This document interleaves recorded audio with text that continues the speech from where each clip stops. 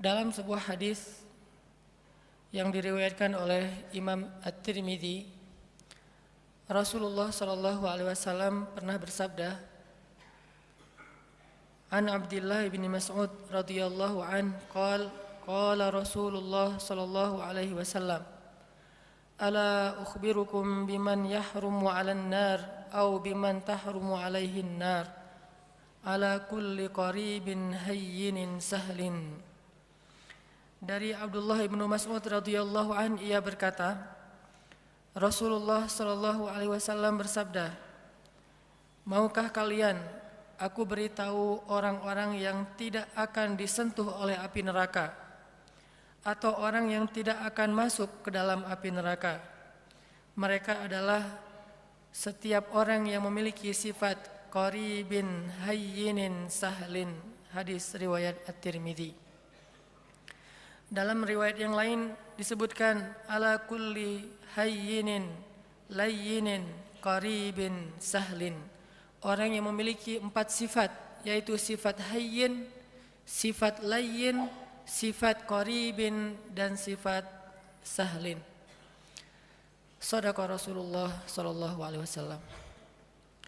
Jemaah yang dirahmati Allah, ada 4 sifat yang kita bisa ambil di dalam beberapa hadis tadi. Sifat yang sangat diistimewakan oleh Allah Subhanahu wa taala pada diri seorang hamba. Bahkan Nabi SAW sampai memberikan jaminan, siapapun yang memiliki 4 sifat ini, tahrumu alaihin nar. Api neraka tidak akan membakarnya, atau dia tidak akan mungkin masuk ke dalam api neraka. Sifat yang pertama adalah sifat hayyin.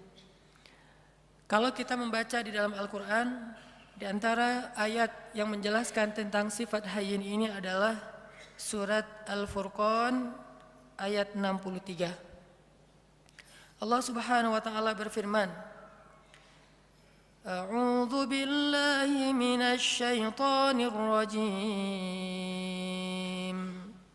Bismillahirrahmanirrahim.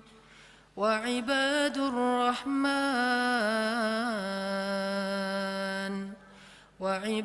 الرحمن الذين يمشون على الأرض هونا وإذا خاطبهم الجاهلون قالوا سلاما. Sadaqallahul azim. Di antara ciri hamba Allah yang dicintai oleh Allah yang Maha Rahman adalah yamshuna 'alal ardi hauna, orang yang berjalan di muka bumi dalam keadaan haunan atau hayyinan. Haunan atau hayyinan, para ulama menerjemahkan adalah orang yang memiliki sifat tawadhu, rendah hati. Dan sifat rendah hati ini adalah sifat dasarnya seorang hamba. Bahkan kalau kita memberi judul terhadap ayat yang pertama turun kepada Nabi SAW, maka ayat yang pertama turun kepada Nabi itu ada 2 judul atau 2 tema besar. Tema yang pertama adalah tentang kebesaran Allah, dan tema yang kedua adalah tentang kehinaan seorang hamba. Itulah ayat yang pertama turun kepada Nabi. Iqra bismi rabbikal ladzi khalaq. Ini ayat tentang kebesaran Allah. Khalaqal insan min 'alaq, ini tentang kerendahan makhluk. Atau Iqra wa rabbukal akram, Allah yang maha mulia, alladzi 'allama bil qalam, yang maha tahu segala sesuatu dan mengajarkan ilmu kepada manusia. 'Allamal insan ma lam ya'lam, mengajarkan kepada manusia apa yang sama sekali mereka tidak tahu.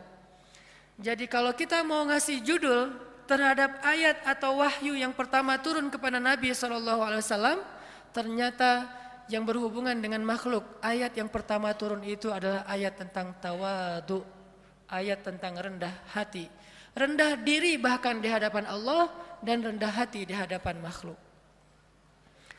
Karena ini adalah sifat dasarnya seorang hamba. Tidak mungkin disebut hamba ketika dia meninggikan diri, menganggap dirinya mulia, menganggap dirinya di atas, menganggap dirinya tinggi. Karena dasarnya seorang hamba itu adalah rendah. Sehingga ketika seorang hamba meletakkan dirinya pada status yang Allah telah tempatkan dia, baru Allah akan memuliakan dia. Tidaklah seseorang bersedekah kecuali hartanya akan bertambah, dan tidaklah seseorang merendahkan dirinya kecuali Allah akan mengangkat derajatnya.